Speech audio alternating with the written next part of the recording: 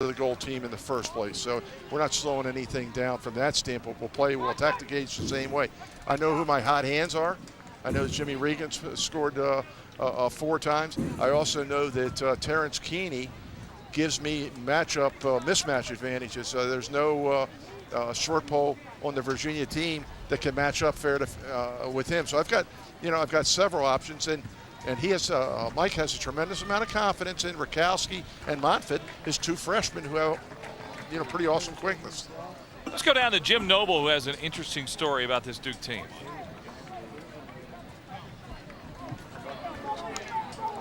I think what Jim is doing is listening into the Virginia huddle there. One of our advantages up here. That wasn't a very interesting story. And, well, maybe Jim's finding out some information for us, huh? We'll make that one a hardest working man on our crew today. There's no doubt about that. We'll make that story a mystery, Mike. Yeah. Hey, you call them big possessions. Certainly this is one. 3:17 left. Duke down 1. The ACC championship on the line. Here's Keeney. Let's check the defense again. Cassis. Monfort on the right side. Still look like that zone to you? That's it. We're back. We're still in the zone. I think it's a pretty good strategy for Dom at this point in time. He's going to force you to beat perhaps time with the outside shot. You're not going to get a whole lot of stuff inside. And we need better ball movement. Leeski. All right. We told you that Jim was listening in that timeout to the Virginia huddle. What'd you learn, Jim? Well, Mike, real quick. First of all, neither Dom Starja nor Mike Pressler could even speak right now. They're so hoarse from yelling. Starja set the Virginia defense. He does not want them to beat one-on-one. Get ready to help. Pressler said, take your time. We're only down 1. We don't have to win the game on this possession. I like Virginia's strategy with the zone. And we're all tied now. What a shot! Terrence Keeney.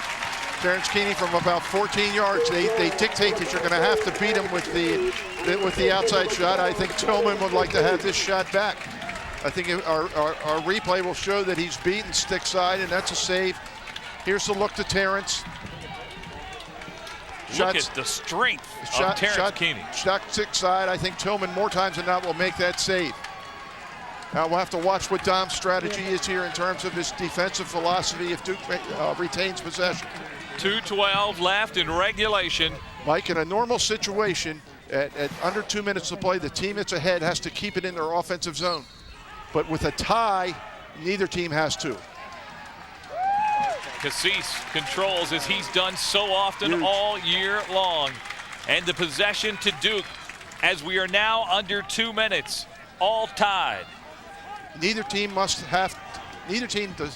to keep the ball in the box. You have the entire offensive zone to work with. Remember the boxes that 20 yards in front of the cage, that line perpendicular from sideline to sideline, and the hash marks 10 yards inside the out of bounds marks. And you can see them on your screen, those hash marks and that line. Now 1.5 to go. Rukowski. You gotta think that Duke's thinking sort of the same thing that they thought at the end of the half. I'm going to win this. I'm going to win this at the end, or we're going to go into overtime. And the rules for overtime: sudden death. Amen.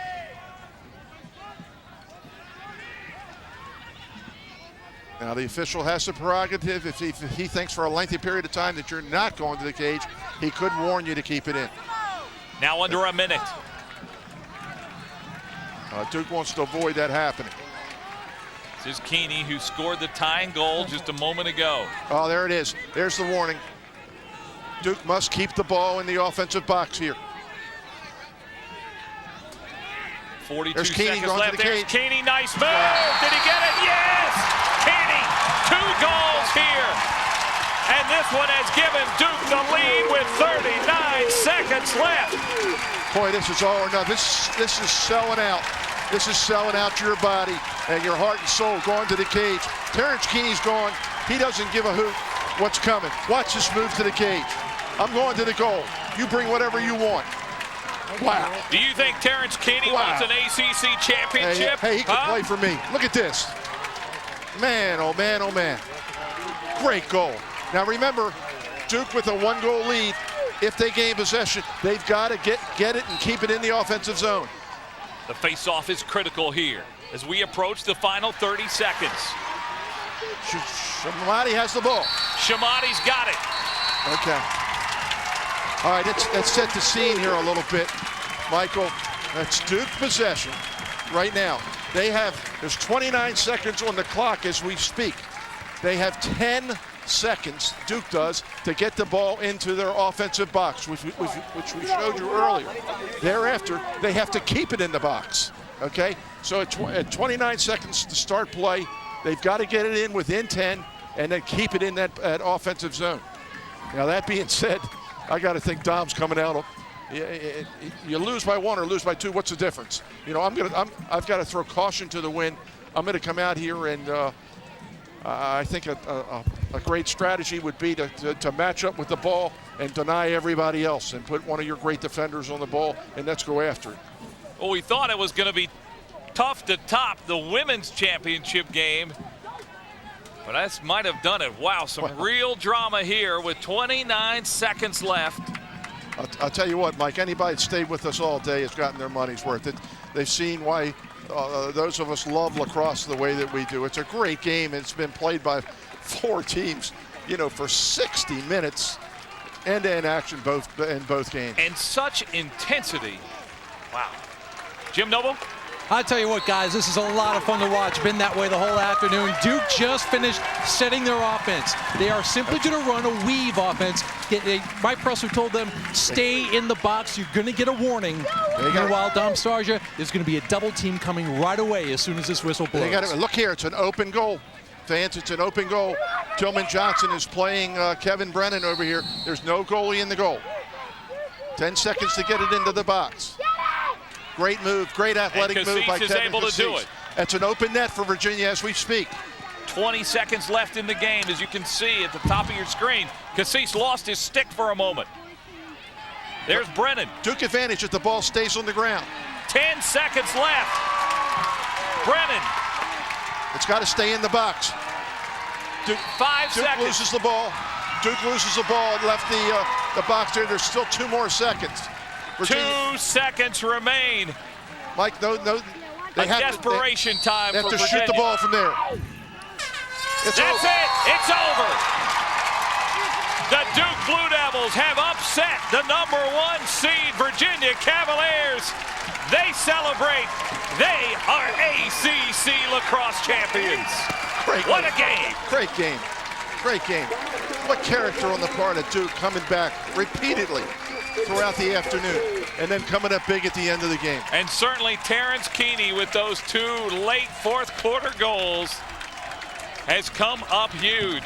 The Duke Blue Devils, 2002 ACC lacrosse champions with a 14-13 win over the Virginia Cavaliers. We'll be back to Durham in just a moment. Have you noticed? You hear something new at fountains today.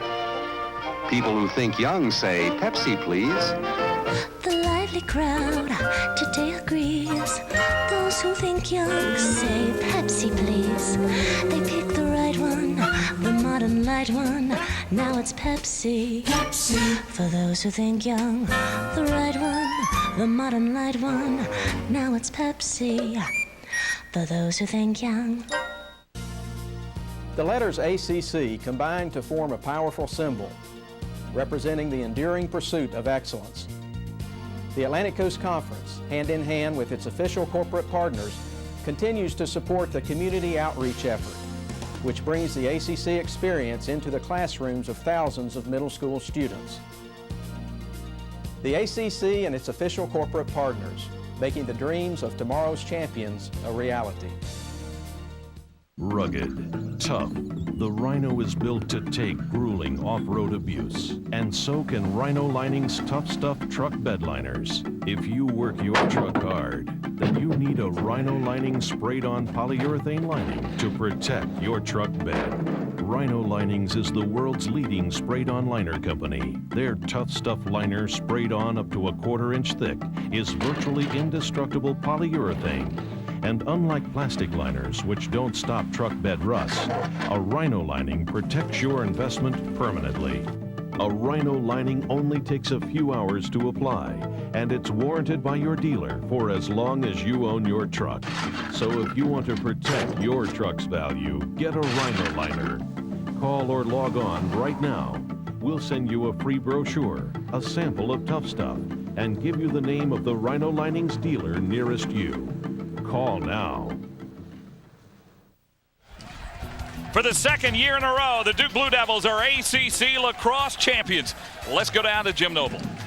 Thank you very much. 2 years in a row for Mike Pressler and the Duke Blue Devils. What does this mean? Because you guys fought and fought the whole afternoon and finally overcame a fantastic Virginia team. Well, I mean, our MO has been all year that we play awful hard. We haven't just played as smart. And the theme today was to bring the heads with our hearts. We've had the heart all year, and then today we played with our heads. And I think the key to the game were our senior middies. Jimmy Regan, Terrence Keeney, Michael Sadisher, and Dan Shamati. Those 4 guys played the game of their lives together. I said going into this game, for us to win, we'd have to give out 10 game balls, not just 10. Today we give out 10. What's the deal with Regan? You've been hiding him. 2 goals all season, 4 today. Well, Jimmy's a player. I mean, Jimmy just today it was his day. You know, sometimes the stars line up and guys make plays, and Jimmy was spectacular today. But so was everybody else. The defense tightened up after a slow start for us, and it's just a great win for Duke. 2 times in a row now, ACC champs. To do it on our home field, to come back after the Maryland game, and to put us back in the NCAA tournament hunt. I mean, these last 2 games was all or nothing for our guys. 2 one-goal games in overtime. Beat Virginia, beat Maryland. What a day for Duke. All right, Mike Pressler, congratulations. Let's send it back upstairs. Mike. All right, thanks a lot.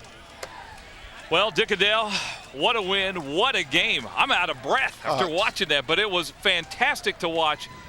How did Duke win? Amazing. I think Michael hit it right on the head. The outstanding play of his senior midfielders, that continued strong performance by AJ and Kinsell in the cage. And we got to talk about Danny Halbert too, for crying out loud. You know, Connor Gill was not a factor. Was not a factor today, and that's a multi-time All-American. And Danny, just came up huge. And you got to talk about hey, Duke's backs were to the wall. They come into this tournament 5-5. Any possible chance for the NCAA tournament, they had to win both games, and they did, my friend. Well, what a day of lacrosse. Hope you've had a chance to experience a lot of it with us today. We've had 2 great games. In the women's championship today, what a win for the North Carolina Tar Heels, their first ever beating Maryland. By the way, Coach, I had a great time. Thanks for educating us all a little bit on lacrosse. What a game. Fun to work with you, Mike. Great day. And, of course, the Duke Blue Devils have pulled off the upset over the #1 seed Virginia Cavaliers, 14-13. They trailed most of this day, but they got 2 fourth-quarter goals from Terrence Keeney and have won the championship 14-13. For Jim Noble and Dick Adele, I'm Mike Hogwood. What a day. Congratulations to the North Carolina women, the Duke men, lacrosse champions. You've been watching ACC Lacrosse on your regional sports network. So long, everybody.